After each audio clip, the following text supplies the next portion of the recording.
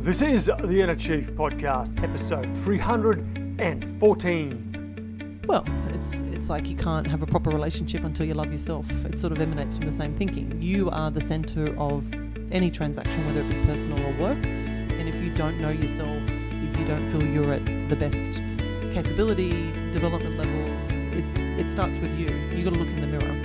There's actually a great poem about the man in the mirror, being able to say positive things about yourself and knowing who you are and being responsible for the person you look in the mirror at and being able to lie down at night calmly and happy.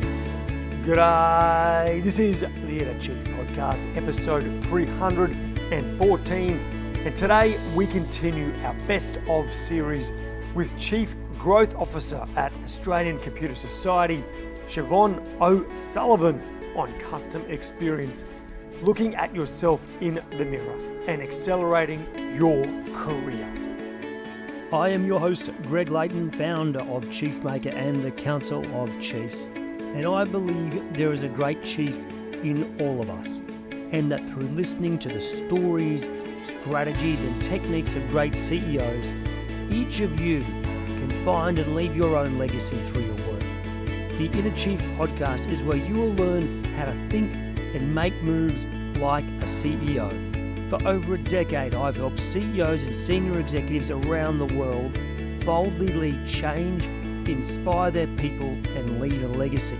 So every 2 weeks, I'll bring a deep diving interview with one of these CEOs or another one of a mid to large organisation so you can find your own path to greatness as an executive. Chief, in this episode I chat to Siobhan O'Sullivan. I interviewed Siobhan back in 2018 when she was the Chief Operating Officer of HashChing, Australia's first mortgage hub.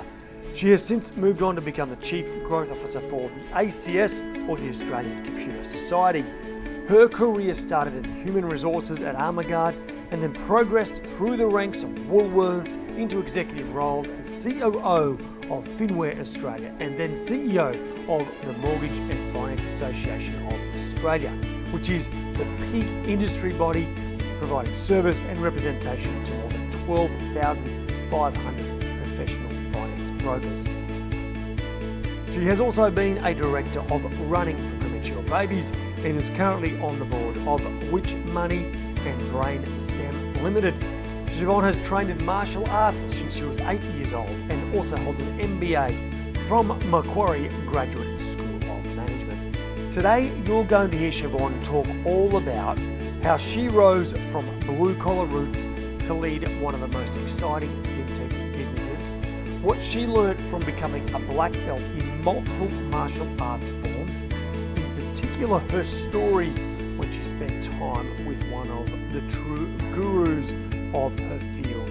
Now that is an interesting story. Now she also speaks about how to stop being a victim and accelerate your career, and how to look at the person in the mirror and like what you see. Chief, one of the core skills of all great chiefs is the ability to interview and recruit the very best performers to your team. Now, many chiefs say to me that they get up to 25 or even 40% of their recruitment decisions wrong. Now, many of you who listen to this show will know that over the last 6 years, we have asked dozens of CEOs what is their number one interview question when recruiting for senior roles. What we have done is turn that into an invaluable resource. It is the 30 most powerful interview questions used by CEOs to hire high performers. These are the questions that reveal the true nature of the person in front of you. They are the ones that give or create that truth-telling moment that will help you decide whether to hire or not. Chief, if you want this resource, just go to chiefmaker.com/interview and just pop in your details and download the detailed PDF. Righto, Chief. Let's listen to our best of series now with Siobhan O'Sullivan. Siobhan, welcome to the Inner Chief. Thank you. Nice to have me here. Thank you. Siobhan, you've got a fantastic backstory. We're going to dive into all sorts of things like your history in martial arts, how you've got to be where you are right now, some of your philosophies on life, but I'd love to start out with where you came from. Tell us a bit about maybe a story that sums up your childhood. A very poignant one would be I have two older brothers, both 2 years above each other. So 4 years to the oldest, 2 years above me. And my biggest brother used to beat up on my middle brother, as brothers do. And my middle brother would come along and beat me up. And I, being a girl, would run to my mum and say, "Mum, my brother's beating me up." And she'd sort of look at me and say, "Well, you're the same height as him, go back and beat him up." And it was probably a poignant moment where I thought, actually, there's no gender card here. Let's just get in the fray and deal with the situations at hand. And I think I was about 8. And I quickly, soon after that, pursued discipline in martial arts to get better at what I was having to fight. But I basically was told to go back in and deal with my situations. How do you think that shaped maybe your early life in particular? I think it definitely was never treated differently, and I think that's a very good thing. I think it's really hard when you've got, say, 2 boys and a daughter, or 2 girls and a boy. I was involved in everything. I was told to do everything my brothers were told to do. They always weren't invited to clean the house like I was, but maybe I got the better end of the deal, to be honest. I probably was more multidisciplined than my brothers. But no, I think it was a good discipline, and then the martial arts definitely informed me about equality, everyone being the same, and the only way to advance is through the demonstration of ability, capability, or merit. Okay, let's talk about martial arts. You and I have a bit of a shared history. You've got a much stronger history in martial arts. But let's talk about this philosophy you're talking about here, and how the merit and how martial arts actually creates a level of equality. Can you explain that in more depth? Because I don't think everyone really understands how it does that for people. Yeah, and I don't think every school is as good at it as the ones I was fortunate to attend. So parents, I'm a mother of 12 and 10-year-old daughters, and other parents that I know will often ask me, "Oh, what do you think of this style? Or what do you think of this school? Do you know about this school? Did you know anything about the instructor?" And my question is always, does the instructor wear a gold chain around its neck? And if he or she does, don't go there, because it's not about trimmings and trappings. Everyone wears the same. Everyone wears a gi. There's no designation of male or female, rich or poor, black or white.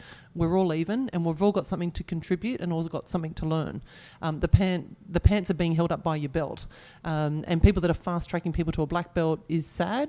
It's not about the speed, it's about the journey more than anything, and it's about the humility that you can learn about yourself and the levels at which you can push yourself and stretch yourself, because there's always more, and you're encouraged in a good environment under, I suppose, constructive team support to continually find and stretch yourself, and that's the experience I had. Can you tell a story perhaps about a time during your training that you learned a valuable life lesson that you've carried with you? Wow. So definitely I started judo when I was about 8 with the family, my father and my brothers. I then moved into Kung Fu, to my mother's great disappointment. She wanted me to do dance, and I looked across the street and went, I want to do that, not that. So I put on a gi rather than a ballet outfit. And from Kung Fu, after a few years, I went on to Taekwondo in high school. And then after high school, I started at Hapkido, a Korean martial art. But in the purpose of going to Hapkido, I rapidly progressed through that, given my, I suppose, my foundational knowledge of the other styles. And I was given the opportunity to travel to the United States, in Los Angeles, to meet with and train with the Sixth Dan, who was our master, and it was about a period of 3 months. So 9 a.m. till 9 p.m. The studio didn't kind of close until it was, very late at night, and opened very early, unlike studios in Australia, which open 2 nights a week. This was a permanent residence, multiple training rooms, weaponry. It was amazing. And at night, we stayed with the 7th Dan, or 6th Dan. And I had grown up in a poor socioeconomic area in New South Wales, at a place called Campbelltown. My parents were both blue-collar workers, and no one had explicitly said to me that there was a cap on my capability, but I inherently grew up in a suburb feeling that was the case. And if you were in a bar in the city, people would say, what school did you go to? Where'd you grow up? And, Campbelltown. And people would go, Campbelltown? Oh, goodness. Oh, gosh, you've survived. Like you had a physical or mental handicap. In my time in Los Angeles, it became acutely clear to me that there is no cap on your mental capability. And I'm very pleased that I had that trip and that mental dialogue every night over a course of 3 months, and basically coined with whatever the mind can conceive and believe, it can achieve. And I didn't fully get it when I, was there, but it sunk in on the plane back from LAX to Sydney, because one of the examples I shared with my sensei was, so-and-so, they make me very angry. And he said, no one can make you angry. And I didn't get it at the time. And no, you don't understand. And when my mum does No. You allow your mother to upset you. You allow yourself to be upset. And I didn't get it, and the light bulb moment came on the plane back, and that it really did materially shape how I thought about things moving forward, and probably underpinned my success. The old cause and effect myth that so many of us carry, that someone else's behaviour can actually impact ours. Or dictate how you feel. That's right. Yeah, and that is a choice. Yes. And that is absolutely something you learn in the world of the martial arts, because when someone's coming at you at 100 miles an hour, you can't let their behaviour impact your state. Yes, because it's that's your right. state that is required to defend yourself, not your skills. Right? A bit of both. But wow, that's quite a story. Now, this sixth Dan sensei that you met, was there something about them that is an enduring memory? Like, I've met a lot of masters, and there's normally one or two things about each one that just lingers, and you just can't believe it. Is there something about? Yeah, I think his humility is something I remember. His capability was absolutely omnipresent. I saw him, I didn't see his leg move per se. I saw someone's head move by being kicked. And I remember being quite astounded that was our black belt instructor being struck in the head by a leg that I didn't even really see move. So clearly he had the capability and technique, but he was equally humbled and shared funny self-deprecating stories of the 10th Dan master that he would train with, and how he would get things wrong and say the wrong things and not present himself in the most humble presence to learn and be open to learning, which is a really important thing. We front up, particularly as senior practitioners in business, forgetting that we've still got to be open to learning, and we become complacent that we know most of what we need to do to execute our job every day. But in actual fact, we've probably still got lots more to learn, and few people come to the table open-minded like that. We do as a junior level, and we seem to slowly close that mindset off. Yeah, we think we've the finished product. We think you know it all. Yeah. Right? Which is just a common trap, and it's very, very easy to fall into. But when you go through a world like martial arts, where there's always seems to be one person who you have to have this incredible respect for. It's a different kind of hierarchy, right? It's not manufactured. It's purely merit-based. Merit-based, which absolutely. isn't always necessarily the case in business. Often sometimes you feel like you're better than your boss, right? Well, so I kind of have always viewed employment as a two-way relationship. And I remember going for a role when I was 24 as a HR coordinator for Armaguard, the armoured transport company. And I was interviewed, and I think that went on for a process of 40, 45 minutes. And at the end of it, they said, terrific, we'll let you know, we'll call you in a couple of days. And I said, oh, okay, that's great. Would you mind? I have some questions. And then I interviewed them for an hour. And then I finally left, and, they gave me the job. And my boss, when I finally started, said it was amazing. We'd never had someone interview us. And I said, well, don't you want to make sure that this is where I want to work as well? Is it not a two-way relationship? It shouldn't be a top-down, yes, we're happy with you, when in actual fact maybe my needs are not going to be met, addressed or nurtured. So for me, it's always about a two-way street. And by that being the owner of your career and the job you're in, and taking ownership of the role that you take. Yeah, yeah.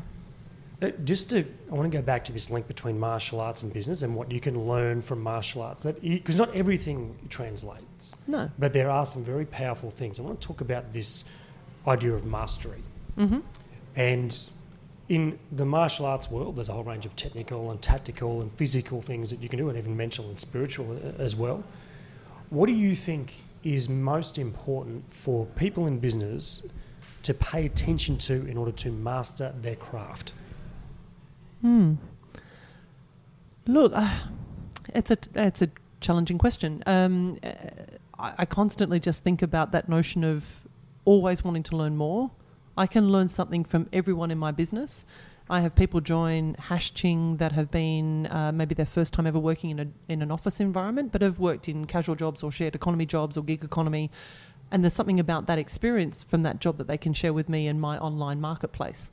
So I'm always open to, how did you do that there? And what did you learn from that experience? Which is sometimes a bit confronting for people that are new to a team. They're kind of going, wow, this woman seems to know quite a lot, but she's asking me lots of questions. And I found that I was asked and offered... Isn't that how you became to know quite a lot? Yeah, hopefully. Hopefully. So that to me is always make good decisions, but always ask good questions of others to make those good decisions. Okay, so I want to talk about your professional career, but I've got a question I ask all chiefs and gurus, which is, can you tell me what was your first ever car? What did you drive around in around Campbelltown back in the early Yes, early I was days? very bourgeois.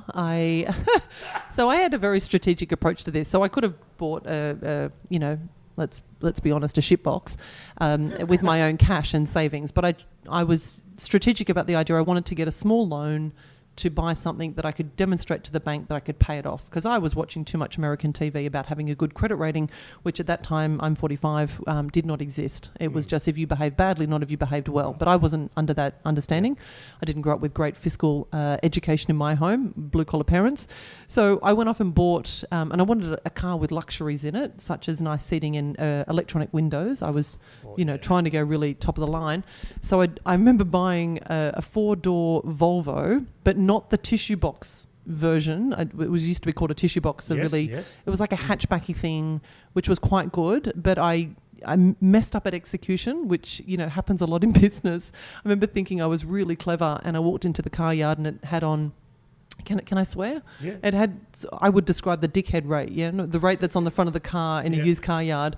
Yeah. And it was circa, 8,600. And I went in going, I'm not sure I'm prepared to pay that.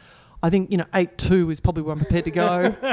And I thought I was just, I hadn't travelled through Asia at that point, so I wasn't good at the haggling. And the guy's like, yep, done. I went, no. I've paid the dickhead rate for sure. So that was my experience, and I thought I've got to do that better. I've got to go in at 6 and then work up. I've really got to go in the floor price. So it was a Volvo. Don't know what version, but it was like a hatchback thing, and I was quite proud of it. And I paid off my loan. I made additional repayments. I did everything right, and it didn't mean anything. You had a great credit rating. I had a great credit rating in my mind. Yes. Okay, what was your first ever professional job? Professional? Are we talking full-time, or are we talking... full-time professional job. So a little bit of a backstory. The high school I went to, we had a careers teacher, I think, came in and was also the music teacher and the uniform master. So it wasn't overly... Had it all. Yeah, jack of all trades. It's like those musicians that have the harmonica and the things between their knees and the guitar. It's just one instrument too many that make them look a bit silly.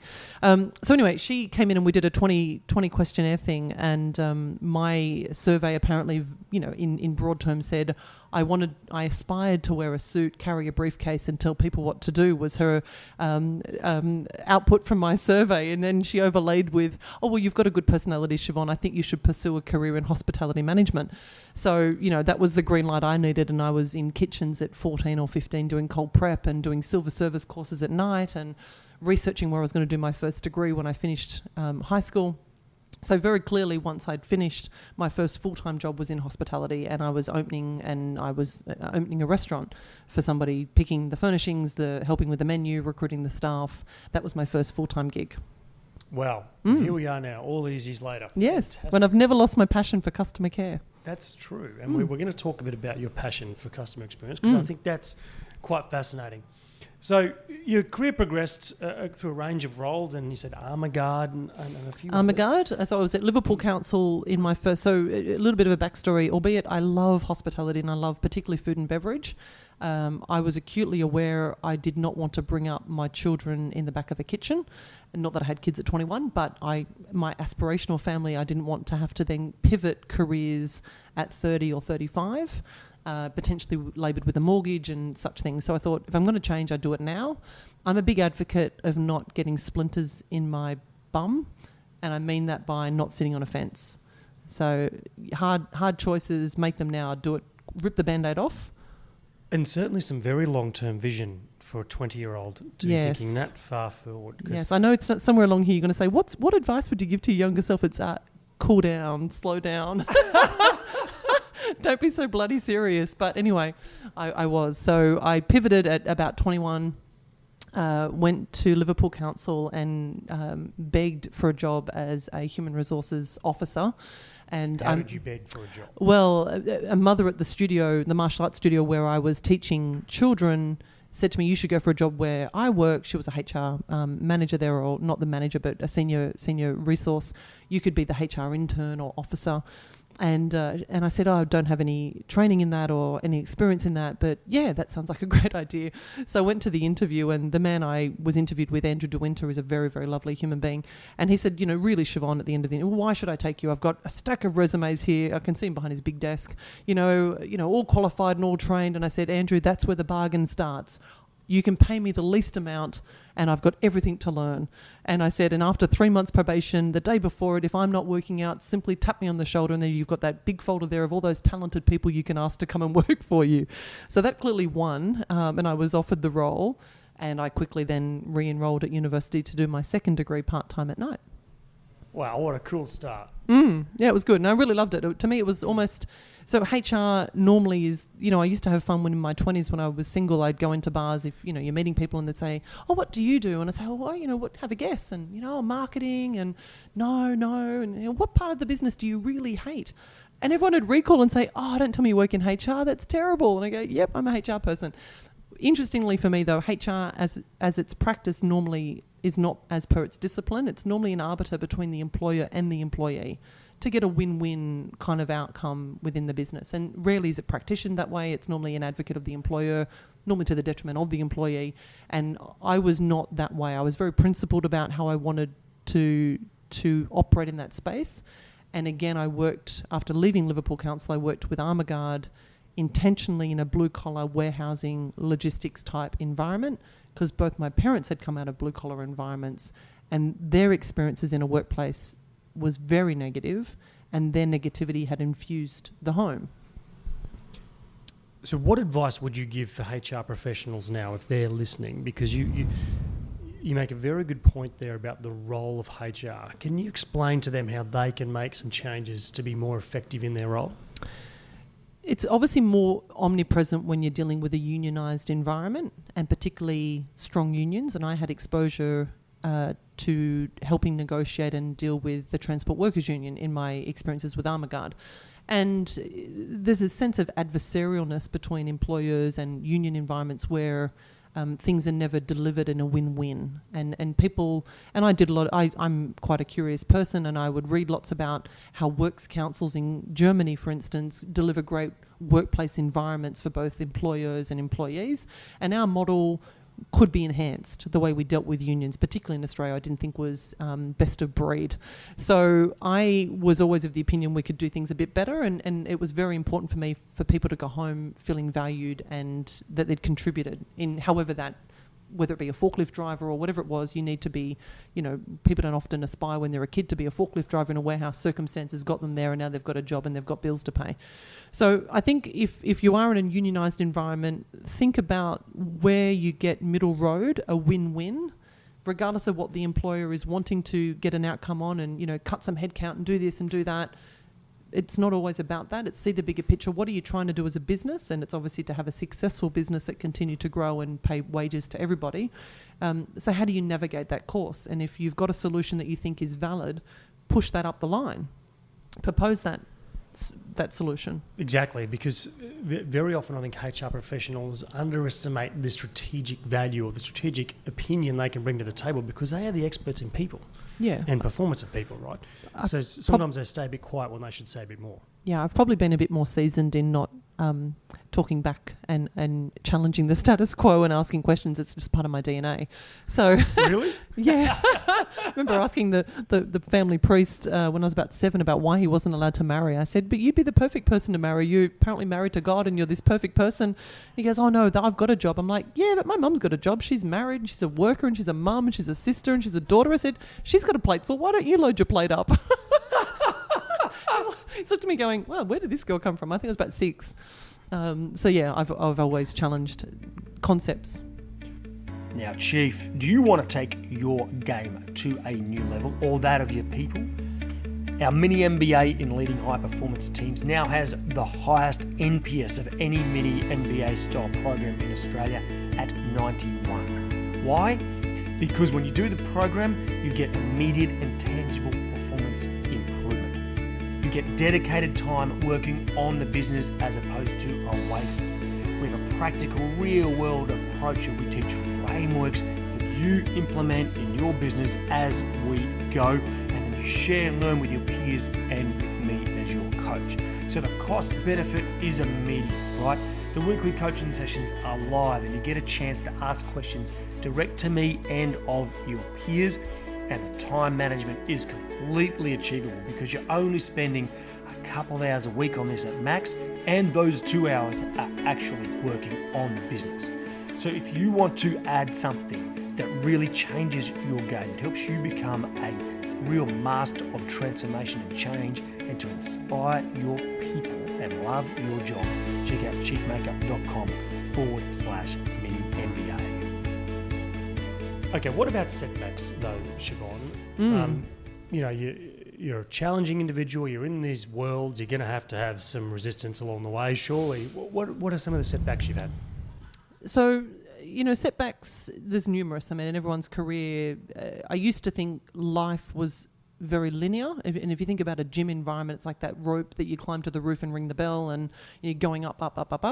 I suppose the biggest setbacks that really recalibrate your mind, your heart and soul, are the ones that impact you personally rather than business ones. And there's plenty of business and, there's ups and downs and swings and roundabouts. But 9 years ago, I was diagnosed with ovarian cancer, which was only 60 women, my apologies, have had around the world in the last 30 years. So normally when you get a cancer, you want something that everyone's had, and there's lots of research and lots of doctors. There was literally one working paper, and my oncologist treatment view in Australia was different to the oncologist, the only centre that does any research on this disease in the UK. And that was quite a huge... I had a 9-month-old, a 2-year-old, and I was looking at basically fatality. Not many women had survived the disease. I had found it as a primary growth, so they didn't know much more about, we just operate and hopefully everything will be fine. The UK doctor was saying do industrial chemo. My Australian doctors were saying it's only operative, you do all of that and you'll get no outcome. But you're looking at maybe not being around. As a mum to 2 daughters, quite young, I was looking at how to share my stories, what my aspirations were for my daughters. How do you do it in a 3D process? It's got to be more than letters. So you're really soul searching. That's massive. I mean, that's a massive, cold, wet fish across the head, kind of, whoa, this is a wake up moment in your life. I remember smirking to myself about the notion of being worried going to the spring races about my shoes and handbag matching, and how silly a notion that was now in my life. And that I aspired to get back to thinking about such silly things when so much of my life had shrunk to the inner core of an onion. How do you examine everything? And, obviously I survived, but I had to make very clear choices about my own pathology with the only working medical paper on the disease to choose whether I did or didn't do industrial chemo and blow myself into an inch of my life. And I chose not to because there were 7 markers and 3 were high or positive for the disease and 4 weren't.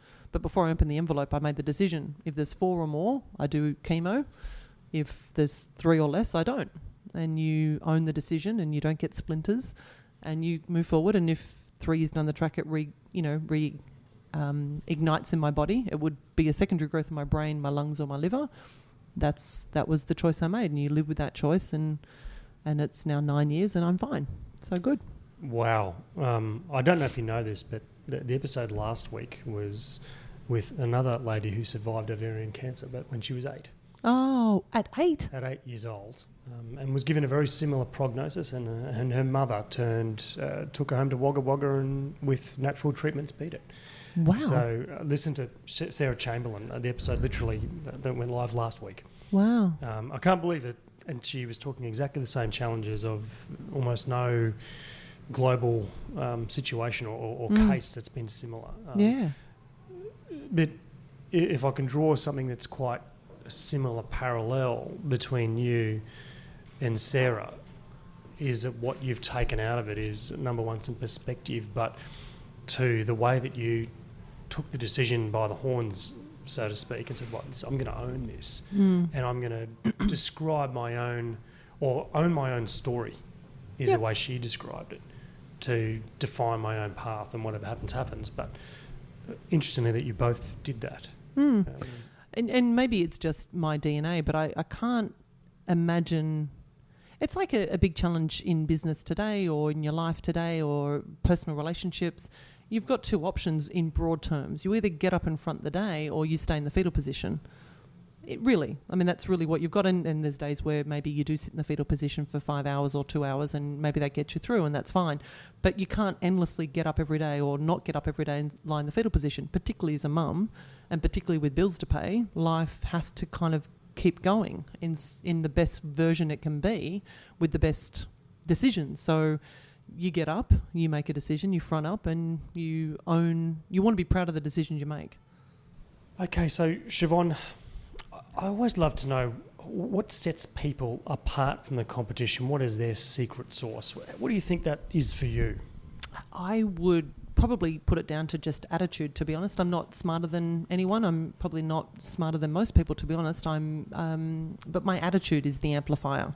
It's like a flat tire in a car. Unless you change your attitude, it's not going to get you anywhere.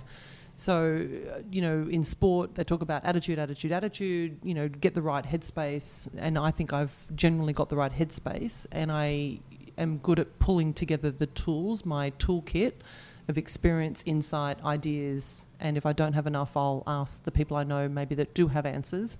But my attitude is one which is very unrelenting. Well, because you're unrelenting, I'm imagining there are times when you get given some feedback. What is the most stinging feedback you've ever received that you knew to be true? Yeah. So this is a good question. Look, again, it goes back to the personal stuff. So work stuff, I'm able to triage as work feedback. It's it's on the outer part of the onion. Anything that stings the onion or makes the eyes water is personal stuff, of course, if we're being really honest. And, and this is not to sound disingenuous to my mother, because my mother has many, many great qualities. But, at times she can be an injustice collector. I would describe her as. So when someone says, "Oh, you're just like your mother," I'm like, "Oh, no, I'm not. And I get, God, there's probably a little bit of me that, if I can get into a flat moment, I can fall into those behaviours I saw as a child, and it's a conscious effort to lift myself out of that. So, yeah, being paralleled with my mother at times when I'm not in good form, I quickly get upset with. And that's on a personal front. It's never at work. It's more in a quiet corner. What do you mean by injustice collector? I've not heard that term, but God, I love it. Yeah, so, the bins on the street are annoying. The for sale sign from the real estate agent is annoying. The rain has made a puddle in the backyard. The trees' leaves have landed in the backyard. Everything is wrong. Everything is wrong. And it's like you are just literally collecting injustices against you every day, all day. And that's sad that's the lens on life, and I find negativity quite exhausting. So if there's any kind of part of me that I try to keep away from is negative energy. It just can really zap you. Yeah, I think, look, for someone like you who is a serial high performer, and I'll tell you a bit about my theory about thoroughbreds lately, which is that you're more like a thoroughbred. You're always running, you're a high performer, you have to be motivated and energised. One of the things that cuts deep is that you're taking the easy path, you're taking the easy option. So it's one of the great strengths that you take ownership and you don't become a victim. Right, No. at any cost. But then every now and then it just happens, you get caught up and you take a very slight victim position, and then one of your friends just happens to pick up on it. Yeah, totally. Look, we're all fallible. And look, at the end of the day, as a child, I'm a strong advocate that you are a product of your upbringing, unless you try very, very, very concertedly to change that.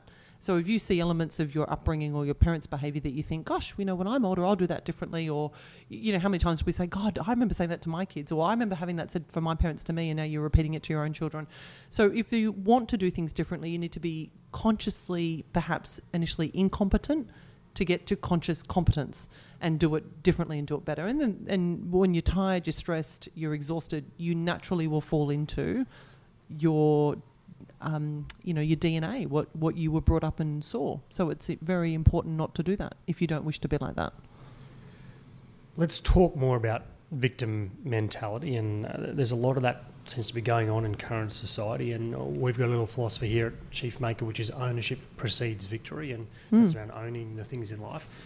Can you expand on how you think this is playing a bit of a role for a lot of people now, is when they either consciously or unconsciously are victims of their scenario? Yeah, look, it's the easy road, is it not? To, when you have to examine your own behaviour, you need to take stock, and generally that means you need to change. And change is difficult, and particularly behavioural change, because behaviour is innate, it's extraordinarily difficult. So I think deep down most people are genuinely consciously aware that, really, it rests with you. But it's a much easier soundbite to say, oh, well, so-and-so, so-and-so, so-and-so, and the car. And I had someone talk to me about an issue, which I just couldn't believe it, to be honest. They were talking about a story where their child had helped put petrol in the car at a Bowser. The child was circa 10, which is against the law. The child didn't do it correctly, got petrol on them, and the parent was angry at the petrol attendant for not having one of those instant shower things, knowing how to activate it properly straight away. Had completely hurdled over the fact that their child had got out and put petrol in the car at 10. It was like, whoa, let's go back to the issue of your child getting out and putting petrol in the car, So, but it was someone else's fault. So, well, no, your child should never be near your petrol Bowser. So those things I find really funny, funny to listen to. And it's like, listen, and I'm probably guilty of doing those things myself at times. I think we all are. But it takes someone to say, you're being a bit disingenuous there. Calling out the elephant in the room, being honest, being direct. I'm quite good at that. I know that makes other people at times feel uncomfortable, but I kind of have one speed, and what you see is what you get. I'm not different in my personal life. I'm not different in my business life. I don't put on a front. I would say one of my strengths is I'm very authentic. You may not like my authenticity, but I'm very authentic.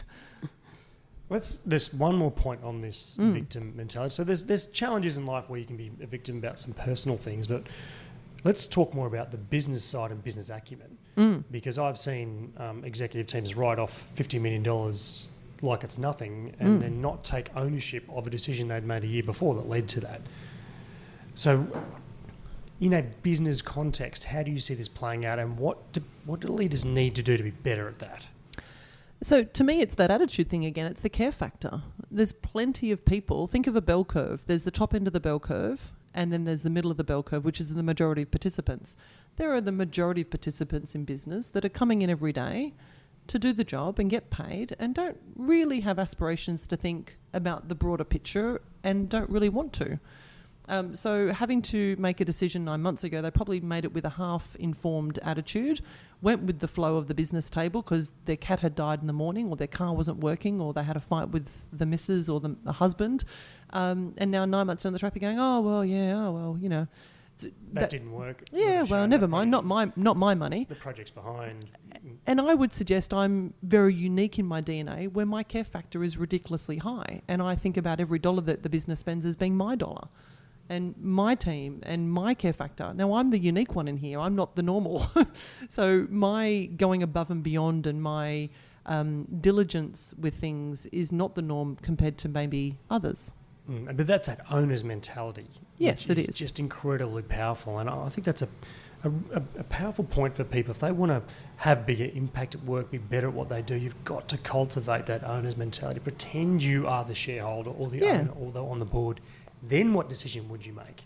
Then totally agree. What question would you ask? Totally agree. And doing that through equity is a great opportunity, particularly in a startup scale-up like HashChing is, and we extend equity to our employees that are past a normal probationary period and delivering above and beyond, and invite them to participate. Be an owner. Your behaviour is already dictating you should be. Mm-hmm. Let's go into this world of business a bit more now, and away from some of the personal things, and let's talk about CX, customer experience. I know this is a huge passion and an area of expertise for you. Where do you see companies making mistakes around customer experience? Oh, I think we're execution. It's innovation theatre. It's the notion of innovation. It's the talk around CX, UX, IX. It's all the buzzwords. We're pivoting. We're agile. We're doing this. We're doing that. Okay, what have you delivered, and what materially has changed in your model? It's nice buzzwords, lots of talk, but I don't think people genuinely have enough empathy or investment into what would my customer do here.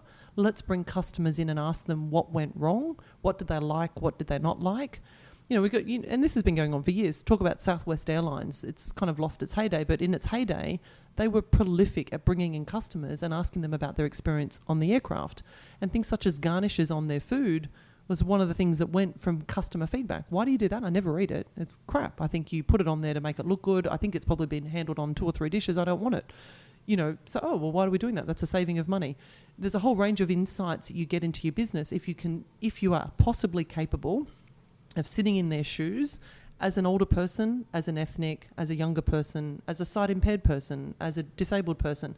One customer does not come. It's like talking about a housing market in Australia. There is not one housing market. There is not one central view of a customer. So again, a passion point of mine is to ideally have a team, an employment team, that most accurately reflects the community in which you live. So that means you need diversity, not just in gender, but in age, ethnicity, capability. Those things are important so you can better understand where the business needs to be. When customers come in, what kind of questions do you ask them? So we have multiple points of data feedback from our customers, and it's not normally face-to-face. It's so we have a dual customer model, brokers and consumers. We ask our brokers what they thought of the lead. We ask the customer, like an Airbnb and Uber, please rate the performance of your broker partner with a star rating and review. We have a customer call 1 hour after their first call with the broker. How's everything going? Is Greg, meeting your expectations? Are you comfortable? Fantastic. All the best with your finance journey. So there's all these checkpoints and health assessments for us to garner what's going on. We absolutely, unapologetically play in the social media space, and that comes with its own learning curve. So putting yourself out there fully in digital channels, you are open to people that are 2 a.m. in the morning, 4 beers on the other side of the case, going, let me tell you what I think about the housing market. Let me tell you what I think about Johnny, or whatever people feel comfortable to do. And that happens. It's almost like having a lock on your phone. Don't text when you're drunk. You're in the social media space, so you're dealing with commentary, feedback, trolling. We've had a customer video that we showcased how this broker had saved a client significant money per month, and he had over 1 million views on his customer testimonial. And people were trolling him, saying, "Oh, you've saved all this money, buddy. Mow your lawn. Why don't you buy a better car? Look at your T-shirt. What are you doing gaming in the background?" A whole range of silly things. Great, we obviously, the customer care was the most important aspect of this, and we reached out to the customer several times saying, look, we're really, we'll take down your video. He goes, no, you guys have saved money, that's fine. These people need to understand that I got a great deal. I'm like, okay. So, it's an interesting space, but, feedback points are really important. You shouldn't shy away from feedback as an individual, as an executive, as an aspiring executive. There's a comment in, the self-help books, feedback, Stephen Covey, feedback is a breakfast of champions. And the only answer to feedback is thank you. There's, a good piece of advice I think out there would be, if someone sits down with you and gives you constructive feedback in a collaborative manner, don't defend it. Sit there and say, okay, thank you for that. I'll go away and reflect on it. And there's nothing wrong within 48 hours, 24 hours, come back saying, I really appreciate you taking the time to give me some guidance. Could we, if it's possible, suit up a time to sit down and explore that point? Because I'd like to learn more about that. Because it shows you've digested it, and then you can maybe explore it together. Not so much defend it, but explore why you think you behaved in a manner so you can grow from that experience. There's a term called metacognition, and it's the ability to analyse and review one's own behaviour. So I'm very much around, what could I do differently there to get a different outcome next time? And I think we should do more of that as a collective. Yeah, for sure. Can you explain, because I want to go back to HashChing for a minute and the role that it is playing, because it's playing this very different role now. Can you explain what the niche is and what it does? Yeah. And how why that's so exciting for you in your background? Yeah. Okay, so I'm like a pig in mud. So HashChing, first off, let's clarify. HashChing is a merger of 2 words, hashtag and cha-ching. Hashtag because we know people love tagging things on social they care about, and cha-ching because we don't think you should overpay on your mortgage because it's a big enough commitment already. So we moved them to 2 words together. Unlike some threads on social media, as I mentioned, we're out in social media, we are not a drug company from China. So let's just get that out there. So that's often thrown up on social media, which is funny. Or we're a bad company from China, which I find very funny. So we're an Australian-based company, founded 3 years ago. We are customer-centric. We care about helping customers who are treated like a number with the major banks and second-tier banks, if they don't feel they're getting great service, to just check they're not getting overcharged on interest rates. And every 2 years is a nice health check line to just lift the hood, as I would call it, make sure everything's working fine for your financial position, for your individual circumstances or your family circumstances. You have or haven't got kids, now you do have kids, etc., or you've got a bigger home. And that service is all done in partnership with a mortgage broker, which we've verified and often has previous customers' ratings and reviews. So think of the irony of getting an Uber car for 15 kilometres and you rate that customer, that participant or that driver, but you're doing $1 million loan transaction and you're dealing with someone who no one else has verified or given feedback on, or you won't eat in a restaurant unless you look at a restaurant rating review or go on a holiday without TripAdvisor. So it's really quite weird with such a huge transaction that we don't have any collateral. And we've got 3,300 customer ratings and reviews, independent, and everyone, any broker doesn't get a great review, it's investigated, and if validated, they're removed. So we're kind of almost lifting the standard of customer care on a free service anyway. So the customer's really got nothing to lose. It's amazing. Only can save money. Fantastic. It's a brilliant idea. Yeah. And we had a property specialist on a few episodes ago called Bushy Martin, and I asked him at the end, how can anyone who's maybe a full-time employee who can't really create multiple streams of income, how can they make more money? And he said, well, the best way is to save money. And I said, how do they do that? And he goes, go and see a mortgage broker and get a better deal. Yeah, totally. Right. Totally. And the funny thing is we all know it's a pain point. There's lots of data and there's lots of documents. But would you rather save $4,000 notionally a year, depending on what your loan size is and what you're currently paying, or go through a short pain point with a broker doing all that paperwork and assistance for you? I'd rather have the $4,000 or True. $1,000 or whatever it may be, depending on your loan. Now, listen, Siobhan, you're a busy professional with a family, a couple of kids. How do you manage to balance it all into a single life that you enjoy? I mean, look at how much passion you've got. How do you do all that? So I think of work as really 3 different channels. It's either a job, it's a career, or it's a passion point. And a job by nature is hard work. It's something maybe you've landed into for circumstances which you're not thrilled about it. And a career, of course, you've nurtured some educational qualifications. For me, what I do is a passion point. I'm literally intrigued by the puzzle of business. I love solving it. I love trying to get more out of a business, solve not only where we are today, where we need to be in 12 months and 5 years. And to me, that is something that infuses into how I buy pizza, how I deal with the ATO, how I deal with an Uber car, of course, how I check into the airport online. Last time I was in Melbourne, I was trying to check into the hotel in the taxi on the way to the hotel. Couldn't do that. I had to physically front up to the counter in the Crown Casino complex, and I was baffled by that. And I said, really, I can check into an aircraft, for goodness sake, remotely, but I cannot check into your counter and have it just ready for me to go and get. And I'll give you my card when I get there and you just quickly scrape it or whatever. Or there should be a data upload on my phone. Why can't I upload all of this and get it done? I don't have time to stand in a queue at your hotel foyer. And that sounds a bit omnipotent, but I literally had a 5 o'clock meeting me in the foyer, then I had a 6 o'clock and a 7 o'clock, and I needed to drop my bags and get changed. So for that experience, so I'm challenging everything. I challenge the status quo in services and wonder why things aren't done differently. So for me, it infuses, and I have those conversations with my daughters. I like how they look at different business models, and my beautiful boyfriend partner is a psychologist by trade. He teaches kids soccer, and he looks at things in a very different way as well. So I kind of like examining things. Now listen, Siobhan recently published an article called To Grow Your Career, Grow Yourself First. It's on LinkedIn. You can check it out. Siobhan, can you tell us more about what that means for you? Well, it's like you can't have a proper relationship until you love yourself. It sort of emanates from the same thinking. You are the centre of any transaction, whether it be personal or work. And if you don't know yourself, if you don't feel you're at the best capability, development levels, it starts with you. You've got to look in the mirror. There's actually a great poem about the man, the mirror. being able to say positive things about yourself and knowing who you are and being responsible for the person you look in the mirror at and being able to lie down at night calmly and happy. So for me is where it emanates from. It all starts and ends with you, and your success starts and ends with you as well. If you hope to be, if you're aspirational to get certain levels in your career or certain financial goals or certain lifestyle attributes, then there's a pathway to get there. You need to start executing to that, but that starts with you.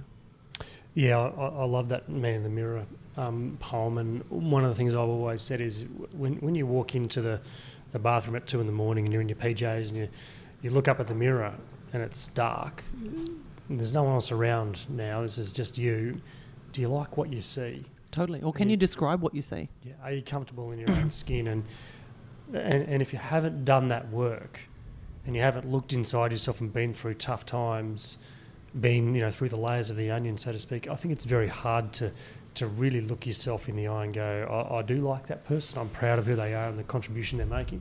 Or even harder if you grow up in a home that gives you nothing but negative feedback. Knowing that that's not how you genuinely should be viewed means that you need to seek maybe a conversation with other people, the right support networks or the right people, so you start to view yourself in the positive light you should see yourself in. Or you watch too much Instagram and you don't come in the genetically predisposed body shape that everyone thinks is currently attractive. You don't have the right, chest measurements or the six-pack if you're a bloke. These are not things that genuinely make people happy. They're superficial things, and yet we put so much importance on them. Let's talk a bit about that very, very quickly, because what I think is so important is having a sense of self now, and being proud of who you are, and regardless of body shape, appearance, or the size, the number of followers you've got on Instagram. How does one build that? Because I think there is this support network, and not everyone's network is fantastic. But it takes a long time to build that and surround yourself with the right people, and even maybe realise that some of the people you're already dealing with might not be the ones that are going to help you become the best version of yourself. Yeah. So what are 2 or 3 things people can do to maybe improve their own self-image and worth and knowledge about who they are? I think it's important to have, we talk about counselling or psychologists. We seem to look at it in like a fixing process. Something's wrong, go see a psychologist. When in actual fact, it could be a positive conversation. And kind of of note in that space is Miranda Kerr, who positively seeks psychological discussions annually to ensure that she's recalibrating and refocused for what she believes is a year ahead. And those can be a few consultations, or it can be multiple consultations. She's not going to, suddenly I've fallen into a heap and I need to fix something, or I need to be medicated and now I'm trying to seek ways off, medication. So I would first off suggest that sometimes it's definitely reasonable to have a conversation to sort of refocus your true north, and then work on the right toolkit that helps you get to where you need to be. And that could be affirmations on your mirror. It can be looking at your circle of friends and or your closest relationships if they're building you up. I'm a big advocate that big people make other people feel big, small people make other people feel small. And I say this to my daughters, and I say be very clear with the person's character and how you'll be treated based on how you look, but that'll stop very quickly if you don't have character. So I'm a big person and a big advocate of that conversation. We don't put enough emphasis, in my opinion, today in society on people's character and the content of someone's conversation rather than how good they look on an Instagram post. Yeah, one of my favourite sayings is, your candle doesn't glow brighter when you blow someone else's out. Ah, perfect. Exactly. Yeah. Yeah, you can't ride on someone else's back to make you feel bigger. Yes, that's wrong. Exactly. Yeah. Okay. Actually, it's funny. So I'm very positive with my language in the home. I'm a big advocate that in the home, your family is the most nurturing you can ever feel. That should ideally be the home environment, the nest, and everything potentially outside the home could start to erode your self-confidence, pull you back, challenge whether you can or whether you're capable enough. So in the home is really this, really pivotal kind of let's build each other up, great feedback, great commentary. And to the point where obviously, if that's my viewpoint, language is very important in my home, but also there is zero tolerance for any physicality or any of those sorts of things. And I actually, ironically, sat my daughters down about a week ago and I said, I think I'm doing pretty good as a mum. I'm doing a bit of metacognition. I think I'm doing pretty great. I do have concerns, however, that I'm depriving you of an essential life skill. And they both looked at me and went, what's that, Mummy? I said, I think I'm depriving you of essential combat skills. Mummy has a black belt. You guys have never tussled, and have I let you down? Do we need to do proper tussling? Do I need to buy gloves and kit and go out in the park? And they had a laugh. And they go, oh, you never let us get into any scuffles verbally or anything. I'm like, I know. You're 10 and 12. Maybe there's some times for some scuffles. So we haven't got to an answer on that one, but we're exploring that topic at the moment. Okay, so just the last question around what people can do to accelerate their career. I think you've written a post on LinkedIn about this too. But what I'm fascinated in is where someone can accelerate their career, but with the benefit of helping the organisation they work for, because one should never sacrifice the other. No. So how do people go about accelerating their career and helping the company grow as well? Yeah, so again, go back to an early comment, I believe it's a two-way street. So don't keep ploughing away at a job or a business that isn't helping and reflecting and acknowledging the contribution you're making, because it's like hitting your head against a brick wall. Equally, if you are in a current role and you aspire to go to the next role, look at all the possible pathways. Is it through the operation? If you're in HR and you want to get to GM roles, what are my opportunities? Do I go into a project management lead? Do I go into an operational role that gives me more than just HR as a discipline to get more broad? Do I need an MBA on top of my base degree to give me the door opening conversation to show management I'm actually committed to my career? Yes. These are so you need to look at where do I need to be, and if you're unsure, ask the right questions. Seek networking conversations with people that have done that pathway, have been successful, reached that goal. What did you do? How did you do it differently? And then ask if you're junior and you've got a clear pathway and you're implementing some of those aspirational points. Ask for people to be your sponsor. And a sponsor, in my view, is someone to raise your name in a conversation when the opportunity comes up, to say, have you thought of Johnny? I know he's passionate about becoming a project lead.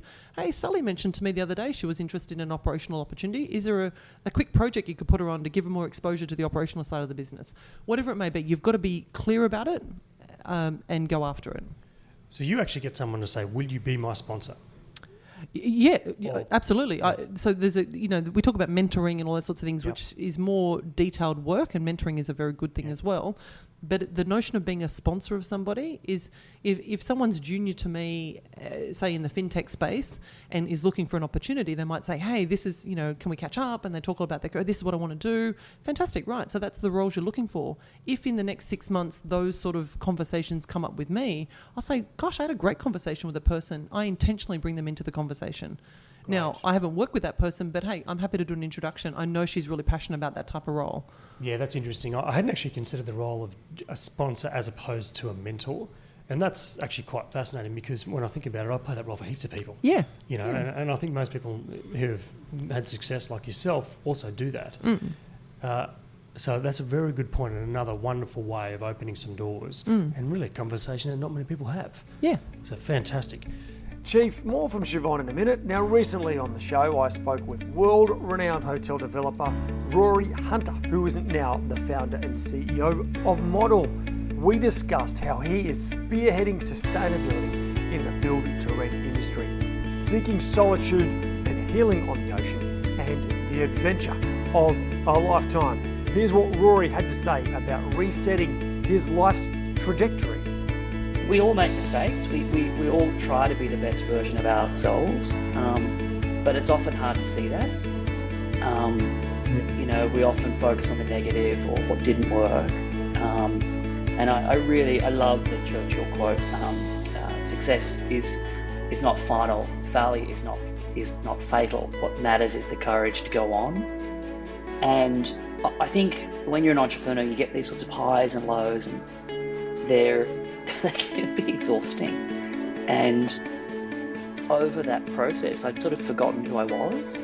I'd forgotten the person that I used to be really proud of, and I wasn't in a good place. And so, more than anything, I went because I thought I needed to be alone. Chief, can listen to that inspiring chat with Rory Hunter by going to chiefmaker.com/313. Right, Chief, let's get back to our best of series with Siobhan O'Sullivan. Excellent. Listen, now I've got questions now, the final questions that all chiefs and gurus have to answer. Okay. I'm very interested to see if you get them right or wrong. Of course, there is no right or wrong. So tell me, what is the next thing in your life you're most excited about? Probably singing in harmony. So my boyfriend self-taught himself the acoustic guitar, and my mother and father are Irish, and my boyfriend's mother is Irish and his father's Irish heritage. So the Irish singing thing, if you're not aware of the culture, is very normal. Yep. So we actually sing together. We sing ballads and acoustic things, and it's really lovely and very loved up. And we do sing in open mic nights 2 or 3 songs. And about a year ago when we got off, someone was like, "Oh, that's really nice. You guys are lovely. Have you ever thought of singing in harmony?" And I thought, great. Some of that feedback you're talking about. Kill me now.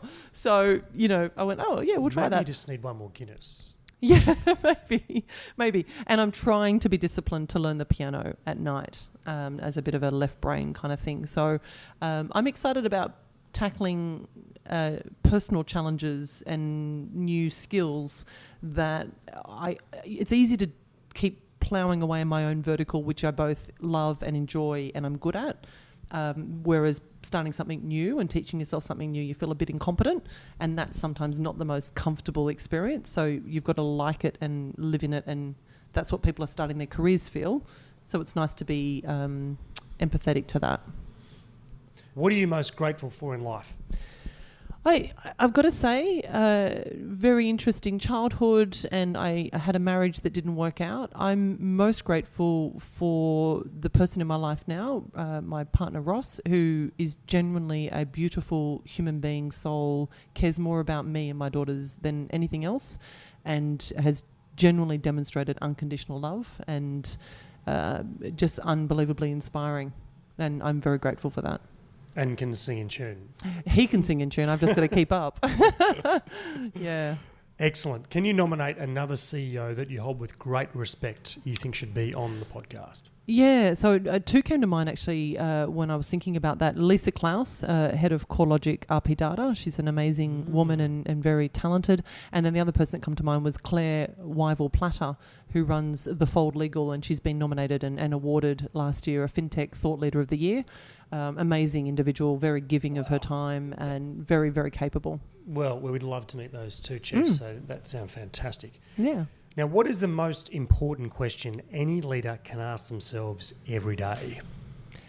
Am I making a good decision? And not a good decision that suits me. I'm tired of people drawing a line just nicely behind themselves because it suits their agenda at this point in time in their life. But what's a good decision for the broader team? And when it comes to me, I try and make good decisions ideally for the broader business and community and humanity is kind of my aspiration. I kind of want to do the right thing all the time. I'm very big around fairness. So for me, in broad terms, for most people, am I making a good decision for the team and the business, not just for myself? Let's think of the broader people. Yeah. If you could be CEO of any organisation in the world, not the one you're currently in, which would it be? Oh, wow. I really have quite a strong aspiration to help with children that live on streets and children that come out of difficult home environments. So I'd probably architect a business that I could be the CEO of that could pay my bills, that would help resolve that. I don't know what that would look and feel like fully because it's a very difficult, multifaceted problem. But if we could stem the bleed of children being damaged emotionally, that would be amazing, because those children grow up to be adults and have children, and the cycle, unfortunately, is difficult to break. That would be a very worthy cause. What is a final message of wisdom and hope you think is vital for the next generation of executives? This is your final question. You can wax lyrical. Oh, see, I wouldn't wax lyrical. I just think be inspiring, be authentic, and be yourself. I'm tired of people that present, particularly out of big corporates, coming into a smaller startup space, that come with a view of this is how I need to behave. It's no, show me who you are, show me your passion point, show me what makes you get up in the morning. So there's that sense of resilience, and we talk about survival of the fittest. It's actually not so much the survival of the fittest, it's survival of the most resilient. And you think about stoicism. It's, think of that cow. When I'm having a bad day, so tough times never outlast tough people. And I kind of think I'm pretty tough, emotionally resilient, capable person. So I kind of view myself sometimes when I'm going through a bit of a storm with at work or whatever it may be. I'm that cow that's not covering under a tree. I'm out without a tree. The storm's lashing down. I'm going, yeah, no drama. Let's go. I got a tan hide. Yeah, I've got a tan hide. I'm waterproof. It's all good. So, yeah, that would be my suggestion. Siobhan, that is a magic way to finish things. Thank you so much for coming on The Inner Chief. It's been a privilege. Thank you very much. It's been a nice conversation. Chief, that sums it up for this week in what is a magical chat with a truly remarkable woman who is she has just nailed success in so many different places, and it's just so fascinating to hear the way she speaks about performance, about ownership, about the mastery process, and this curiosity she still holds about how to be the very best. Chiefs, all the links and resources to Siobhan's episode can be found at chiefmaker.com/314. Now, Chief, if you're yet to rate the episode and subscribe, I hope you'll do so soon. It helps others see the magnificent value that the chiefs and gurus on the show bring to their life and career. So make sure you hit subscribe on your podcast app now, give it a 5-star rating if you think it's worthy, and leave a short review about your favourite episode. Righto, Chief. As always, remember to stay happy.